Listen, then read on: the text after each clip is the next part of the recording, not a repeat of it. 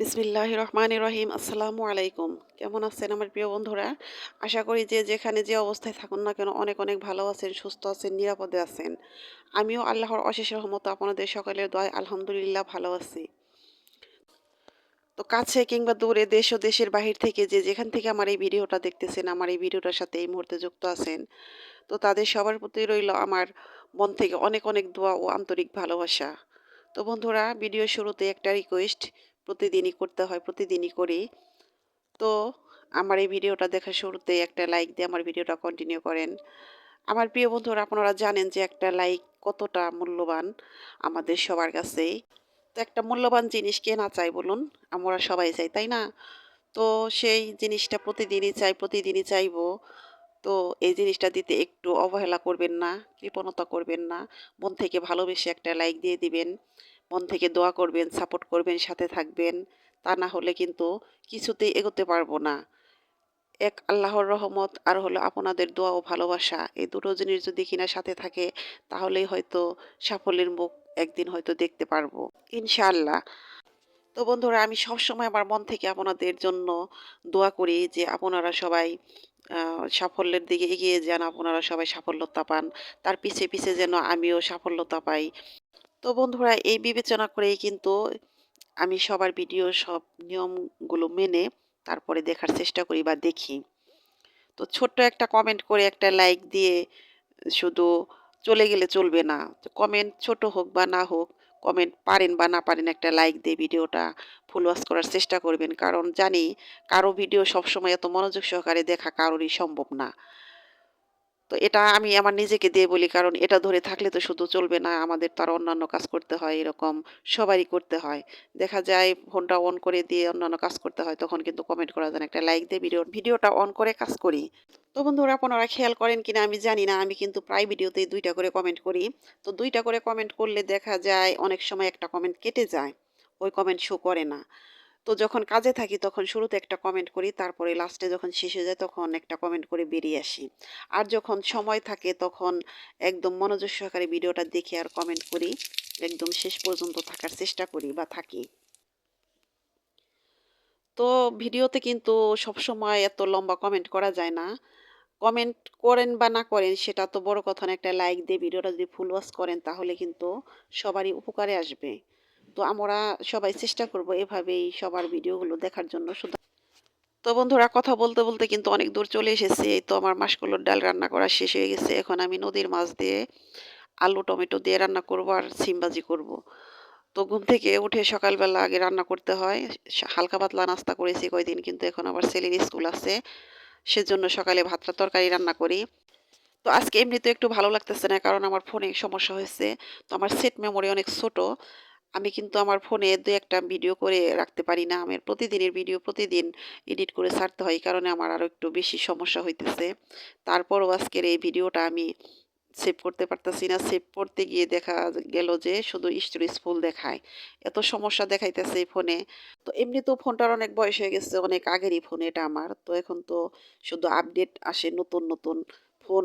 এই ফোন এখন আর এই কাজে চলে না। তারপরও চালাইতেছি। তো প্রতিদিনের ভিডিও প্রতিদিন করে এডিট করে ভয়েস দেওয়া এগুলা কিন্তু আসলে একটা কষ্টের ব্যাপার।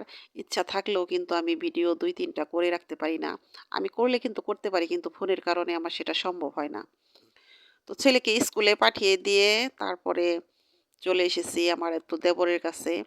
এক দেবর আছে, সে দেবরের কাছে ফোনটা নিয়ে আসলাম। তো আমার দেবরে অনেক চেষ্টা করে তারপরে এই তো ভিডিওটা সেভ দিয়েছি। সেভ দিয়ে তারপরে চলে এসেছি চকের ধারে।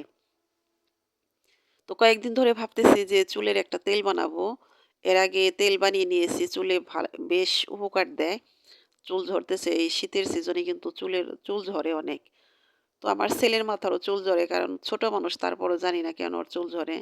তো অনেক রকমের তেল দেওয়া হয়েছে। তো লাস্ট মুহূর্তে ভ্যাসলিন তেল, সেটা লাগানোর পর ওর মাথার চুল আর ওঠে না। তো এখন ভাবলাম যে তেল আর কিনে দেবো না, এবার তেলটা বানাবো। বানালে ও নিতে পারবে, আমিও নিতে পারবো। তো এই তো কালো কেশর পাতা, এটা নিলাম। আর এই যে দুব্বা নিতেছি এখান থেকে তুলে। তো মোট ১৯ টা আইটেম দিয়ে আমি এই তেলটা বানাবো। দেখুন যে কি কি আইটেম দেই।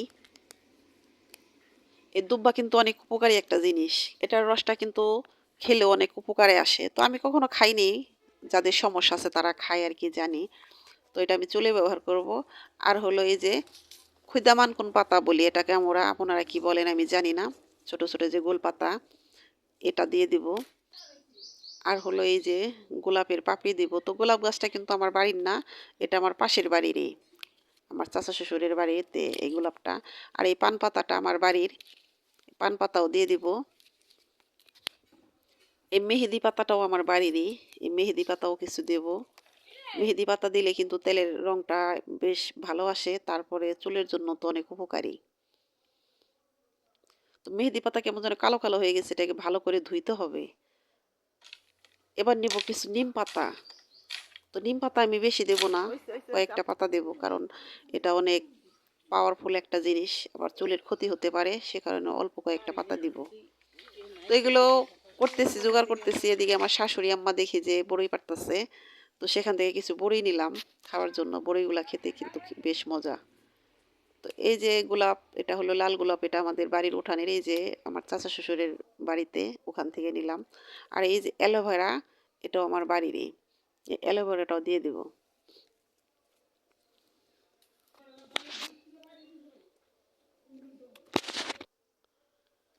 এর মাঝে দিয়ে দিতেছি আবার এই তো, এটা হলো পেয়ারা কুশি। পেয়ারার কুশি, জামের কুশি, বেলের কুশি, এগুলো কিন্তু সবই উপকারী। এটা দিতেছি হলো ডালিমের কুশি, ডালিমের যে কচি পাতা আছে সেগুলো দিতেছি। তো এই কুশি দিয়ে কিন্তু আমি দাঁতের মাজনও তৈরি করি। তো আমার আম্মা আসলে, তারপর আমার দাদি শাশুড়িরা দাঁত মাজে, তো আমি এগুলো দিয়ে তারপর দাঁতের মাজন বানাই। তো ভাববেন না আবার সব উপকরণগুলো দিই, তা না, কিন্তু এই যে কুশিগুলা যে আমের কুশি, জামের কুশি, বড়ই কুশি, এগুলা দেই। তারপরে এই যে খুদামান কোনগুলা দেই, নিম পাতা, এগুলা দিয়ে তুষ দিয়ে তারপরে দাঁতের মাজনও তৈরি করি। তো এই যে এখন নিতেছি হলো বড়ির কুশি, ছোট একটা চারা, ওটাই থেকে নিতেছি। এগুলো কিন্তু আমাদের বাড়িরই।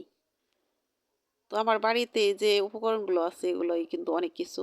তো অনেক ঘুরেছি, অনেক খুঁজেছি, একটা জিনিস মিস করেছি, যেটা হলো সবচেয়ে দরকার চুলের জন্য, সেটা হলো রক্তজবা। এই জবা ফুলটা কোথাও পেলাম না, অনেক খুঁজেছি কিন্তু কোথাও পেলাম না। তো এটা যদি পাই তাহলে যে তেলটা এখন বানাবো, এই তেলের মধ্যে পরবর্তীতে ওই ফুলটা পেলে তারপর ওটাকে আবার জাল করে তেলের সাথে আর কি আমি মিলিয়ে নেব। এটাই আর কি ভাবলাম যে বাদ দেওয়া যাবে না, আজকে যা পাই এগুলো দিয়ে বানাবো। তো এই যে হলুদ নিলাম কিছু, কত হলুদ গাছ ছিল, আপনাদের ভাইয়া সে গাছগুলো কেটে ফেলেছে। তো ওগুলা নিচে হয়তো হলুদ রয়ে গেছে, যেহেতু খুদে একটা পেলাম। এবার দিব কিছু আদা, আদার রসটাও একটু দিয়ে দিব। আর এই তো এখানে আছে কালো জিরা, মেথি, আর হলো যে আমলকি।